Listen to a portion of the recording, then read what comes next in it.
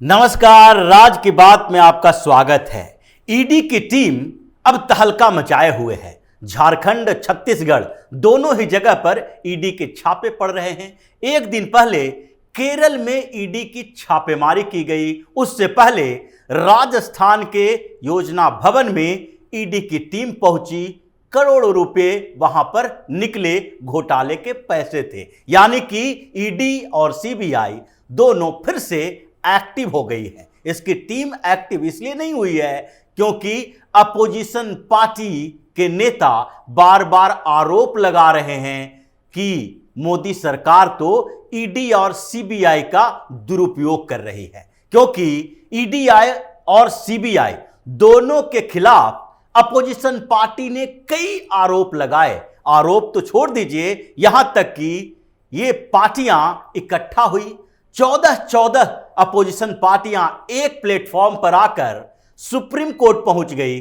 Supreme court जाने के बाद कहा कि 2014 के बाद से अब तक हमारे खिलाफ इतने केसेस लाद दिए गए हैं कि विपक्ष खत्म होता नजर आ रहा है। लोकतंत्र में अगर विपक्षी पार्टियां नहीं रही तो फिर लोकतंत्र खतरे में आ जाएगा। इसलिए ईडी और सीबीआई को रोकिए मिलॉर्ड, लेकिन सुप्रीम कोर्ट भी मजबूर है। हालांकि सुप्रीम कोर्ट पर इतना भरोसा नहीं किया जा सकता कि अगर इन अपोजिशन पार्टियों के लिए कोई रास्ता दिखाई पड़ता तो वो रास्ता तय नहीं करते, लेकिन फिर भी मजबूरी है। आप कैसे फैसला दे सकते हैं कि किसी भी राजनीतिक पार्टी के नेता के खिलाफ ईडी और सीबीआई इंक्वायरी न करे, छापेमारी न करे, उसके खिलाफ केस दर्ज न करे? ये तो ऐसा फैसला होता जो भारतीय कानून के इतिहास में डिजास्टर हो सकता था। इसलिए सुप्रीम कोर्ट ने कहा कि हम इंडिविजुअल केसेस तो देख ही रहे हैं। अगर आपको कोई तकलीफ है, जैसे अभिषेक बनर्जी को तकलीफ हुई, वो सुप्रीम कोर्ट पहुंचे। सीबीआई के छापों के बाद, ईडी के एक्शन के बाद अरविंद केजरीवाल को तकलीफ हुई, वो भी कई बार सुप्रीम कोर्ट पहुंचे, हाई कोर्ट पहुंचे, और मनीष सिसोदिया से लेकर सत्येंद्र जैन के मामले में वो कोर्ट का चक्कर लगा रहे हैं। वहां पर जहां राहत देने की बात होती है, देते हैं। अगर कांग्रेस के नेताओं को परेशानी होती है तो चिदम्बरम बाप बेटा, कार्ति चिदम्बरम हो, पी चिदम्बरम हो, मल्लिकार्जुन खड़गे हो, राहुल गांधी हो, सोनिया गांधी हो, सब जो बेल पे बाहर चल रहे हैं, ईडी और सीबीआई के कार्रवाई से बचाव तो कोर्ट कर ही रहा है। इसलिए हम ये कोई फैसला नहीं दे सकते कि आप लोगों को सुप्रीम कोर्ट का एक संरक्षण होगा जिसमें ईडी और सीबीआई आपके खिलाफ कार्रवाई नहीं कर सकती। पीएम मोदी एक तरफ बोल रहे हैं कि देखो, ये जो विपक्षी पार्टियों का गठबंधन है, ये सारे के सारे गठबंधन की पार्टियां जो है वो सारे भ्रष्टाचार में पूरी तरीके से लीन हैं। सबके नेताओं के खिलाफ भ्रष्टाचार के मामले चल रहे हैं।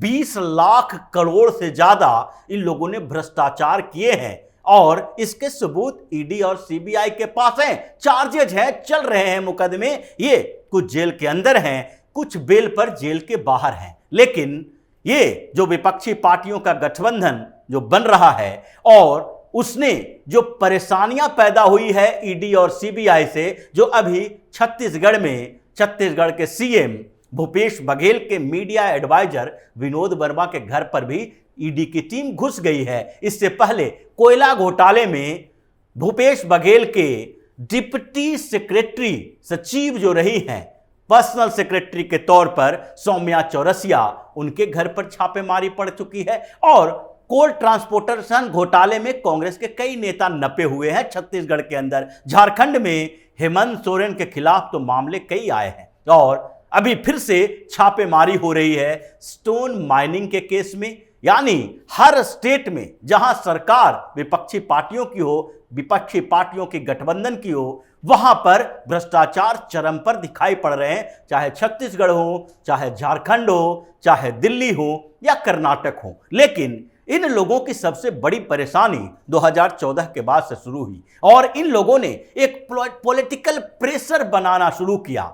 जो कहा जाता है कि जो आंकड़े बता रहे हैं कि 2004 से लेकर 2014 तक, जबकि यूपीए 1 और यूपीए 2 की सरकार थी, तो केवल 26 राजनेताओं यानी पॉलिटिकल लीडर के खिलाफ ईडी और सीबीआई के मुकदमे चले थे, ईडी के शिकंजे में थे, वो भी तब जबकि ये केस जो हुआ उनके सरकार के मंत्रियों के खिलाफ कैसे हुआ, कुछ कैग की रिपोर्ट से, कुछ दूसरे इन्वेस्टिगेशन एजेंसी की रिपोर्ट से, कुछ मीडिया के खुलासे के आधार पर। सरकार ने कोई इनिशिएटिव नहीं लिया, विपक्षी पार्टी के ही नेता क्यों न हो। लेकिन 2014 के बाद स्थितियां बदल गई, अचानक से बदल गई, और अब स्थिति यह है कि जो यही लोग आरोप लगा रहे हैं कि 95% केसेस जो हैं वो सारे के सारे इन लोगों के खिलाफ है। 95% नहीं, अगर कहा जाए तो पॉलिटिकल लीडरों में से 98% से ज्यादा मुकदमे इन्हीं लोगों के खिलाफ है, क्योंकि भ्रष्टाचार तो इन्हीं लोगों ने किया है। तो दूसरे के ऊपर कैसे जांच हो सकती है और ईडी और सीबीआई की छापेमारी हो सकती है? जहां होना चाहिए वहां हो जाता है, चाहे भारतीय जनता पार्टी के ही नेता क्यों न हो। लेकिन इस बीच जो इनका डर है इसी बात से है, क्योंकि 2014 से लेकर 2022 तक अभी तक जो आंकड़े सामने आए हैं और 2023 जो अभी चल रहा है, इस बीच जो ईडी के शिकंजे कसे हैं, जो धड़ाधड़ छापेमारी हो रही है, उसमें इन विपक्षी पार्टियों के 92 बड़े बड़े नेता ईडी के शिकंजे में आ गए हैं। इन लोगों की कभी भी गिरफ्तारी हो सकती है, इनके पास अलग अलग सबूत हैं। और इसमें सबसे टॉप पर कौन है? कांग्रेस पार्टी है, क्योंकि ये अलग अलग विपक्षी पार्टियों के नेता हैं। सबसे ऊपर में देखा जाए तो कांग्रेस पार्टी है, क्योंकि कांग्रेस के तो शीर्ष नेतृत्व ही बेल पर बाहर चल रहा है। गांधी परिवार के दो लोग, यानी सोनिया गांधी और राहुल गांधी, दोनों ही नेशनल हेराल्ड के मामले में बेल पर चल रहे हैं। कभी भी बेल कैंसिल होगा, दोनों को ईडी अपने गिरफ्त में ले लेगी। लेकिन इनके अलावा इसी नेशनल हेराल्ड केस में मल्लिकार्जुन खड़गे भी ऐसे व्यक्ति हैं जो यंग इंडियन प्राइवेट लिमिटेड के सीईओ हैं, उनसे भी पूछताछ हो चुकी है। लेकिन दूसरे कांग्रेस के और जो नेता हैं, पी चिदम्बरम, डीके शिव कुमार, कार्ति चिदम्बरम, ऐसे कई नेता हैं। और इस लिस्ट में नाम है कांग्रेस के 24 नेता अभी ईडी के गिरफ्त में है, ईडी के शिकंजे में है, जिसके खिलाफ जांच चल रही है। दूसरे नंबर पर जो पार्टी है वो है टीएमसी, ममता बनर्जी की पार्टी, और टीएमसी पर भी अंकुश लगा हुआ है। टीएमसी के 19 बड़े नेताओं के ऊपर ईडी कार्रवाई कर रही है, पूछताछ कर रही है, और इनके गिरफ्तारी की प्लानिंग भी चल रही है, जिसमें ममता बनर्जी के भतीजे अभिषेक बनर्जी भी हैं, जो सुप्रीम कोर्ट तक पहुंचे कि माय लॉर्ड, हमारे खिलाफ ईडी और सीबीआई को जांच का आदेश मत दीजिए। लेकिन सुप्रीम कोर्ट ने मना कर दिया, और अब शिक्षक भर्ती घोटाला से लेकर जो वहां पर म्युनिसिपल कॉर्पोरेशन में घोटाले हुए थे, नियुक्ति घोटाला, उसमें भी इनसे पूछताछ होगी। कोयला घोटाले में तो पहले से ही ये फंसे हुए हैं। इसके बाद जो दूसरे अगले नंबर की पार्टी है वो है एनसीपी, जिसके 11 नेताओं के ऊपर मुकदमा चलना है, ईडी के शिकंजे में है। और उसके बाद शिवसेना, जो वही की पार्टी है महाराष्ट्र की, वो भी, उसके 8 नेता ऐसे हैं जिसके ऊपर ईडी का शिकंजा कसा हुआ है। और फिर डीएमके के 6 नेताओं पर ईडी का शिकंजा कसा हुआ है, जबकि राजद के 5 और बसपा के भी 5 नेता ऐसे हैं जिस पर ईडी का शिकंजा कसा हुआ है। इसके अलावा सपा के भी 5 नेता हैं, आम आदमी पार्टी के 3 नेता ऐसे हैं जो ईडी के गिरफ्त में हैं, छटपटा रहे हैं। उसके बाद रालोद, राष्ट्रीय लोकदल, जयंत चौधरी की पार्टी, ये भी थोड़ा कंफ्यूज है, और अभी इस कंफ्यूजन में इनको भी लग रहा है कि विपक्षी पार्टियों के गठबंधन में जाएं या फिर से एनडीए में वापसी कर लें। लेकिन इनके भी 3 नेता ऐसे हैं जिसके ऊपर ईडी की कार्रवाई चल रही है। उसके अलावा वाईआरसीपी, जो जगन मोहन रेड्डी की पार्टी है, उनके भी 3 नेताओं के ऊपर कार्रवाई ईडी की चल रही है, और सीपीएम के 2 और टीआरएस के 1 नेता ईडी के हवाले हैं, ईडी के शिकंजे में हैं। यानी कि कुल मिलाकर देखा जाए तो विपक्ष की कोई भी ऐसी पार्टी दिखती नहीं है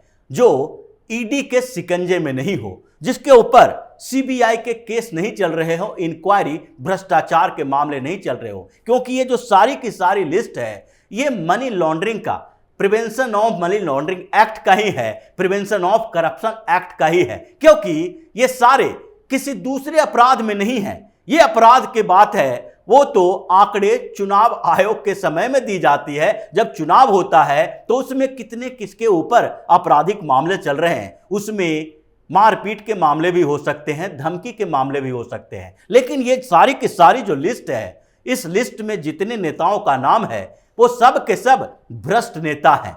अब एक एक पार्टी, जितनी पार्टी विपक्षी पार्टियों के गठबंधन में है, जैसा कांग्रेस के बारे में बताए, अगर देखा जाए तो एक एक पार्टी में, चाहे शिवसेना हो, अनिल परब जैसे नेता भी शिकंजा कसा हुआ है भ्रष्टाचार का, संजय राउत के ऊपर भी है, आम आदमी पार्टी की सरकार दिल्ली में भी है, और यहां पर अगर देखा जाए तो मनीष सिसोदिया जेल के अंदर ही है, सत्येंद्र जैन जेल के अंदर बाहर होते रह रहे हैं, कुछ समय के लिए बेल मिलती है, और उसके बाद अब कैलाश गहलोत के खिलाफ भी जांच होने वाली है, क्योंकि 2000 करोड़ रुपए के एक बस घोटाले में नाम आ रहा है। अभी और नेताओं का नाम आएगा। उसी तरीके से अखिलेश यादव के ऊपर माइनिंग घोटाले की जांच हो रही है, और स्कैनर है क्योंकि उस समय माइनिंग मिनिस्टर भी वही थे जब चीफ मिनिस्टर थे उत्तर प्रदेश के, तो और उस समय सैकड़ों करोड़ का माइनिंग घोटाला उत्तर प्रदेश में हुआ था, जिसकी जांच अभी चल रही है। उसी तरीके से मायावती के तो कई नेता ऐसे हैं, खुद मायावती के ऊपर भी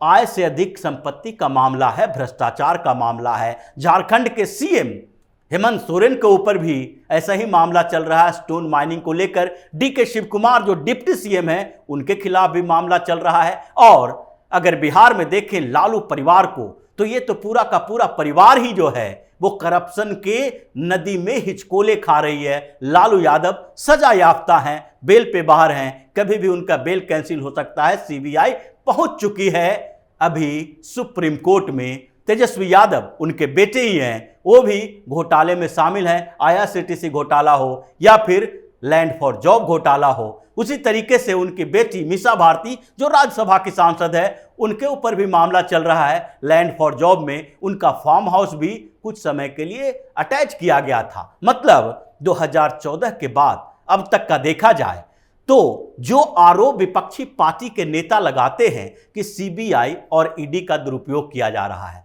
तो ये दुरुपयोग है। अगर लोगों को ये लगता है कि पिछले 8-9 सालों में अगर ईडी ने 1,07,000 करोड़ रुपए की संपत्ति इन भ्रष्ट नेताओं और बिजनेसमैन की अटैच की है, तो ये क्या ईडी का दुरुपयोग कहा जा सकता है? 900 करोड़ से ज्यादा की संपत्ति जब्त की गई है, तो क्या ये ईडी का दुरुपयोग है? ये केवल नेताओं की बात नहीं है, छटपटा तो ये अपने लिए रहे हैं, लेकिन अगर 8 सालों का रिकॉर्ड देखा जाए तो अभी तक 5000 से ज्यादा मामले ईडी ने रजिस्टर्ड किए हैं, 23 लोगों को सजा भी दिलवा चुका है। और ये जो सब संपत्ति की जब्ती की बात अभी कर रहे हैं, 900 करोड़ 1,07,000 करोड़ के जो संपत्ति अटैच करना, अगर इसको दुरुपयोग कहा जाता है तो ऐसा दुरुपयोग हर सरकार को करना चाहिए, चाहे उसकी सरकार के ऊपर जितना भी राजनीतिक दबाव क्यों न हो। मोदी सरकार ने यही किया और पीएम मोदी ने भी यही बात कही कि ईडी और सीबीआई को बदनाम किया जा रहा है। लेकिन अगर इस बदनामी के बावजूद ईडी सीबीआई को रोक दिया गया तो इसका मतलब है भ्रष्टाचार को बढ़ावा देना। इसलिए वो लांछन झेल लेंगे, वो बदनामी झेल लेंगे कि उनके खिलाफ, यानी कि विपक्षी पार्टियों के खिलाफ ईडी और सीबीआई का दुरुपयोग किया जा रहा है, लेकिन भ्रष्टाचार को बर्दाश्त नहीं करेंगे। और यही वजह है कि इतने आरोपों के बावजूद अभी भी सीबीआई और ईडी के छापे चल रहे हैं। राजस्थान से लेकर कर्नाटक और केरल तक, छत्तीसगढ़ तक, महाराष्ट्र में हर जगह पर, चाहे बिजनेसमैन हो या किसी अपोजिशन पार्टी के नेता हो, सबको इस भ्रष्टाचार की सजा दिलवाकर रहा जाएगा। और इसलिए ईडी और सीबीआई के खिलाफ ये जहर उगलते रहते हैं, लेकिन हड़कंप इनके अंदर है। गठबंधन के अंदर परेशानी है कि कब किसका नंबर आ जाएगा। ये आपस में एक दूसरे से बात नहीं कर पाते, क्योंकि नंबर तो सबका आना है। इन 92 लोगों की जो लिस्ट है अपोजिशन पार्टी के नेताओं की, कुछ और लिस्ट बढ़ रही है।